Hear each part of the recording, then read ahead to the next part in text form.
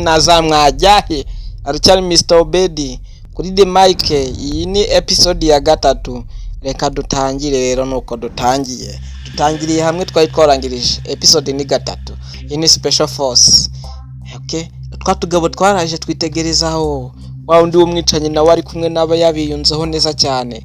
Iyi ni episode ya gatatu. Uyu yatangira kubarebera arabirabera neza, komeza aritegereza. Uyu ngaya arangije abona umukobwa hakurya. Mukureba umukobwa hakurya arangije arababwira ati mwihanga uriya mukobwa, uriya mukobwa uririya muri kumubona, uriya mukobwa ni sawa. Ati ngiye ndimo ndamubona ariko sindi kumubona neza. Uriya mukobwa mfite ifoto ye, ureka nze nyibereke. Akomeza kubereka ifoto, agiye kubereka ifoto y'uriya mukobwa. Abereka abona n'umukobwa w'icyuki kandi mwiza cyane uri kwidamanza aho ngaho. Akicanye karabibona neza cyane, karangije gasubira inyuma gahoro. Ati murabona ameze neza? Turabona umwana umeze neza n'icyuki. Uyu nara ati none se uwo mukobwa ameze ute?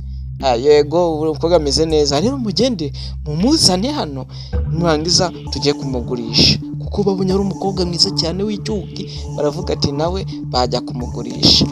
Baza birukanka gutyo kugira ngo basatire umukobwa babashe kumufata neza cyane.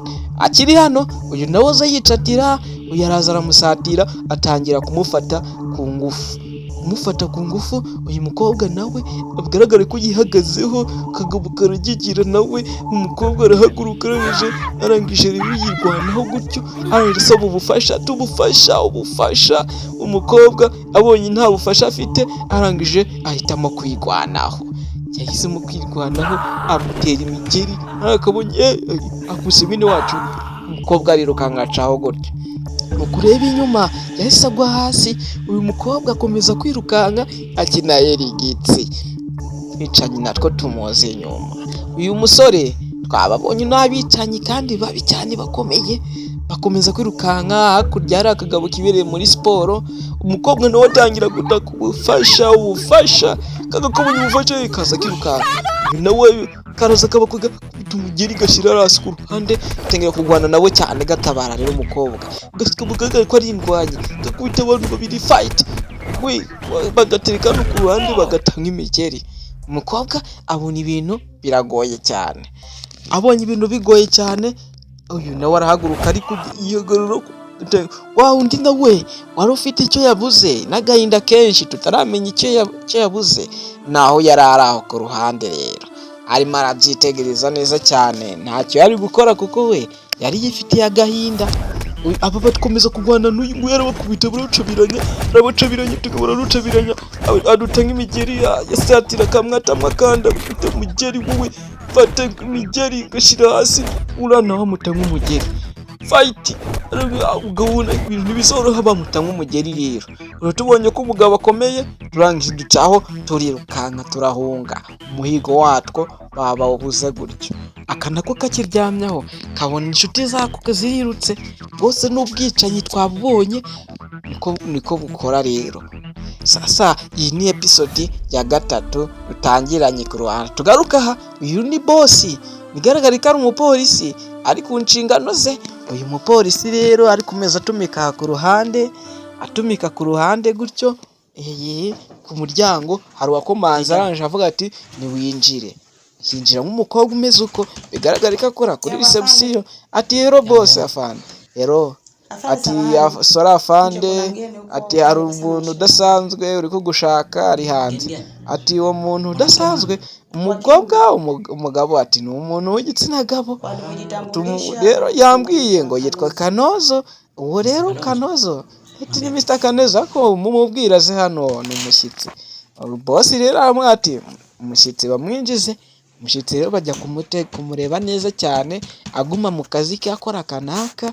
Uyu mubosi nuko nguko wa mushyitsi yinjiye.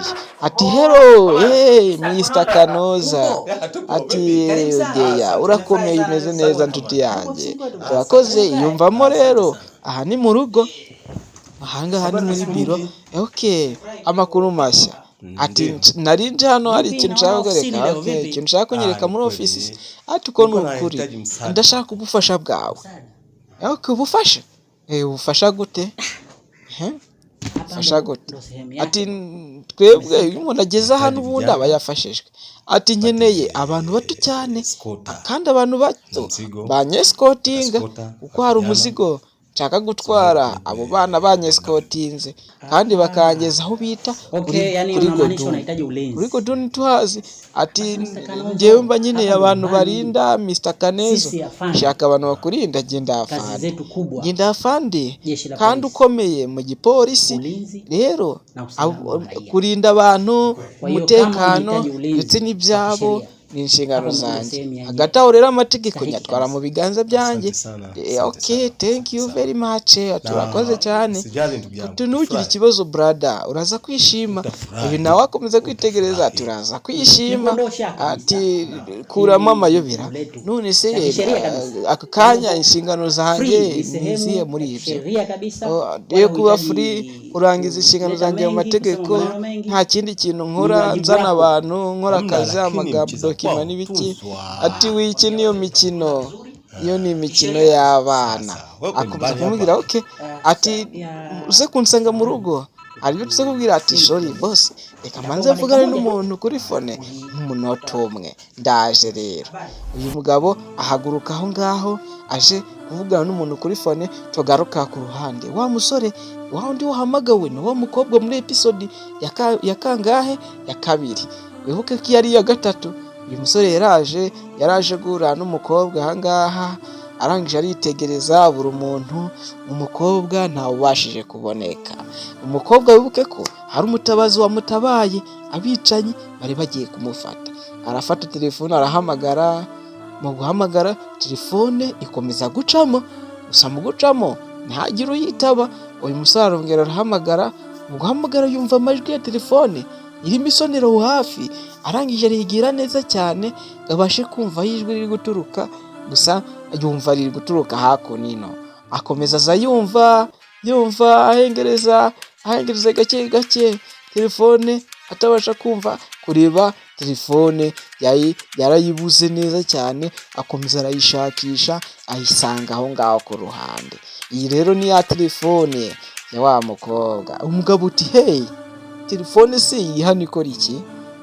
Aritigiriza abura nyirayo.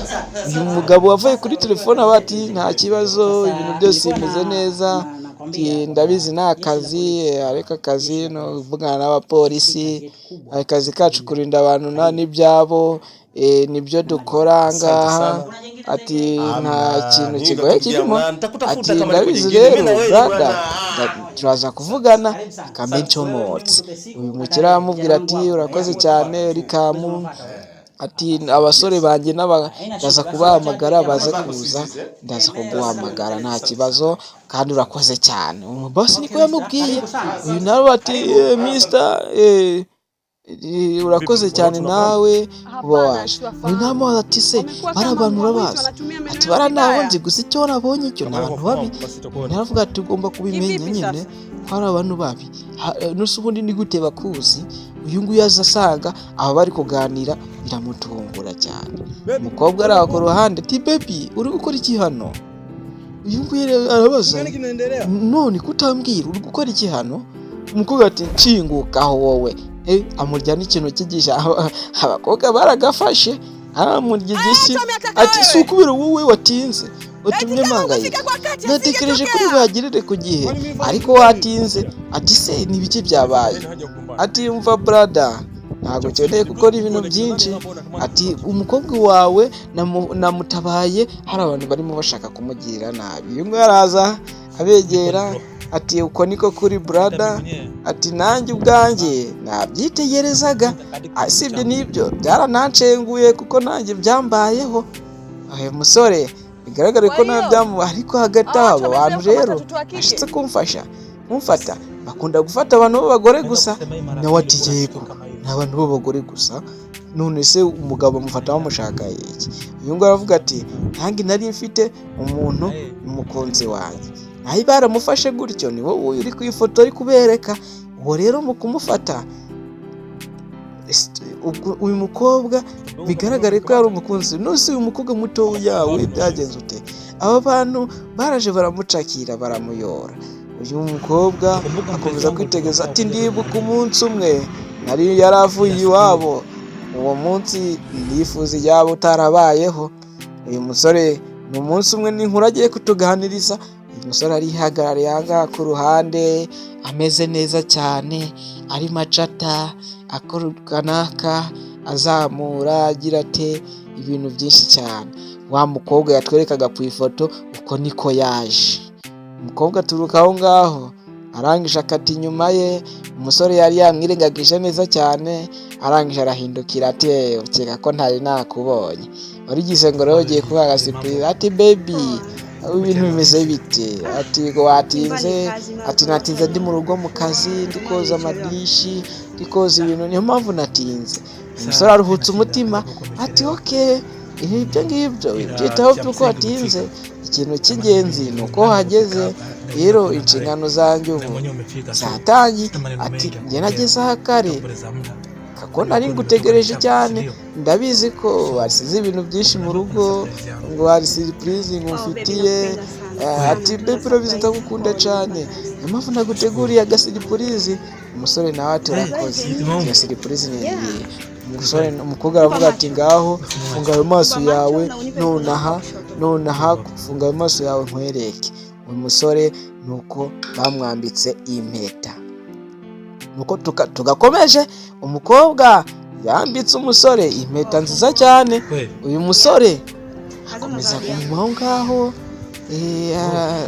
ati arishimye ati ni keza baby, ati ndagukunda cyane. Umusore akiri aho nuko muturuza inyuma kamukubita ikintu ku mutwe, kakicanye turakazi neza cyane. Umukobwa barangije baramutwara, agenda avuga ati mundeke munshingukeho. Umusore gusa bamukubise ikintu nta nubwo ari kubasha kubona neza. Umukobwa bamujyana arimo avuga ati munshingukeho, muri kunshakaho iki? Munshingukeho neza cyane. Gusa aba basore twamaze kubamenya ko ari abagizi ba nabi mwaka gace. Polisi sinzi ko aka kanya hari igisigaye ikora, kuko polisi ntabwo turayibona mu kazi kayo. Kandi aka gafilime keza cyane kuri Kiruni Rebere. Umusore rero mu kubabwira inkuru ati nuko byagenze, ati ndabibona urababaye cyane kubera ibyo binati oya ibyo byirengagize. Ndabyibuka uriya munsi iriya nshuti yanjye yaje ameze neza, ariko ugereka ibintu none ubu ngubu natekereza ko yapfuye.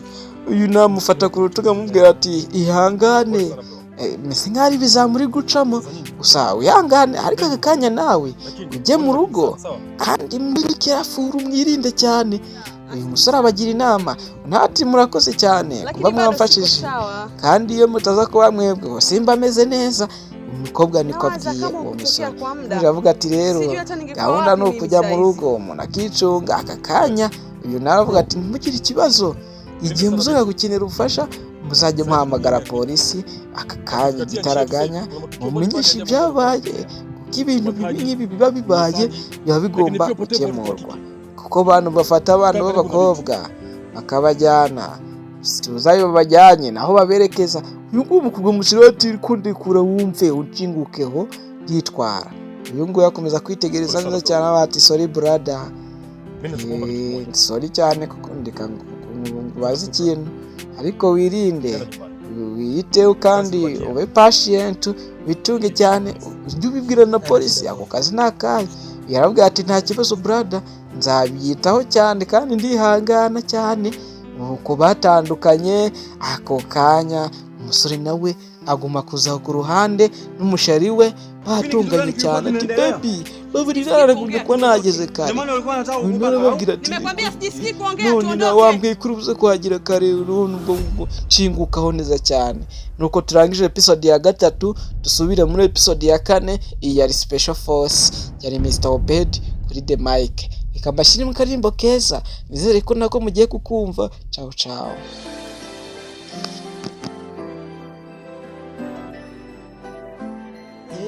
Mr. Oba on the mic.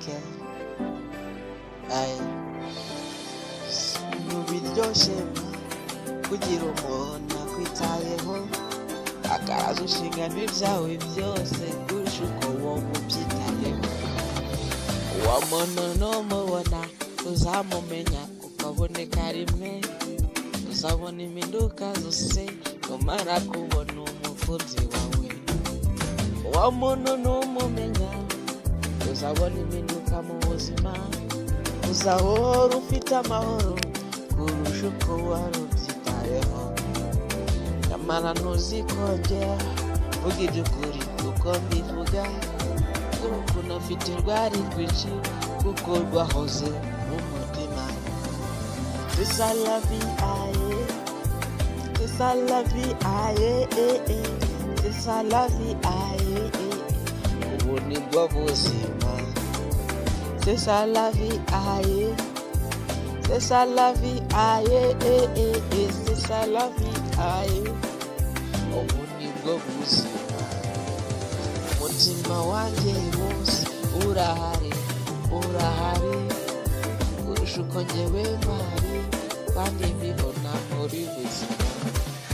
Icyo ubona byose uzagikora nk'uko ubishatse, nyamara njye ndakubwira nkaguhata ikibonezamvugo. C'est ça la vie, aïe, c'est ça la vie, aïe, c'est ça la vie, aïe, ubu nibwo buzima. C'est ça la vie, aïe, c'est ça la vie, aïe, c'est ça la vie, aïe, ubu nibwo buzima. Mana yanjye zama amahoro muri ubu buzima, zahore ngukunda kurusha uko njyewe nikunda. Abakubona barakubwira bakakubaza uti wabaye iki, kandi njyewe numva nta na kimwe mfite kuba nari narambaye. Umutima wanjye urahari kandi mpora ngubivuga, nzakomeza mbikubwire kurusha uko wowe uzabimenya. C'est ça la vie, aïe, c'est ça la vie, aïe, c'est ça la vie, aïe, ubu nibwo buzima.